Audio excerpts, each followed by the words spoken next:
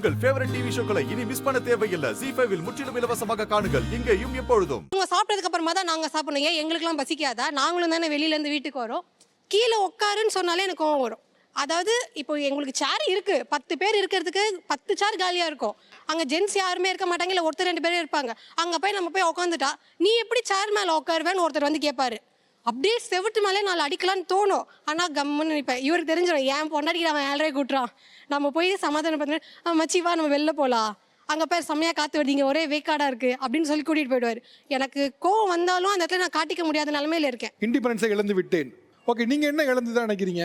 Sir நாங்கள் பார்த்தீங்கன்னா கோயம்புத்தூரில் ஒர்க் பார்த்துட்டு இருந்தேங்க. ஆனால் சொந்த ஊர் பார்த்தீங்கன்னா திருநெல்வேலியில் வந்தால் கன்ஃபார்ம் ஆச்சுங்க கன்சீவாக இருக்கேன்னு. ஆனால் நான் கன்சீவாக இருந்தாலும் எனக்கு போகிறதுக்கு வந்து விருப்பங்க சார் வேலைக்கு. ஆனால் அந்த டைமில் இவர் என்னை அனுப்பவே இல்லை. இங்கே ஒத்தையிலைங்க சார். அவங்க எங்கள் மாமனார் மாமியார் கிட்ட விட்டுட்டு போயிட்டாருங்க சார் இவர் மட்டும் கிளம்பி. நான் சின்ன வயசுலேருந்தே முட்டை கூட சாப்பிட்டது கிடையாது. அதை எப்படி உடைக்கணும்னு கூட தெரியாது. கேக்கும் சாப்பிட்டது கிடையாது.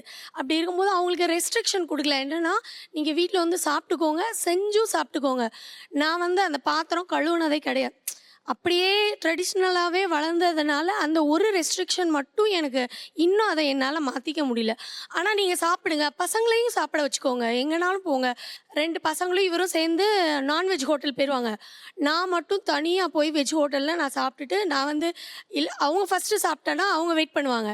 நான் வெஜ் ஹோட்டலில் சாப்பிட்டு வந்து நான் வெயிட் பண்ணிகிட்டு இருப்பேன் சார். இந்த மாதிரி தான் இப்போ இருக்குது. ZEE5 ஆப்பை டவுன்லோட் செய்து அனைத்து எபிசோடுகளையும் இலவசமாக பாருங்க.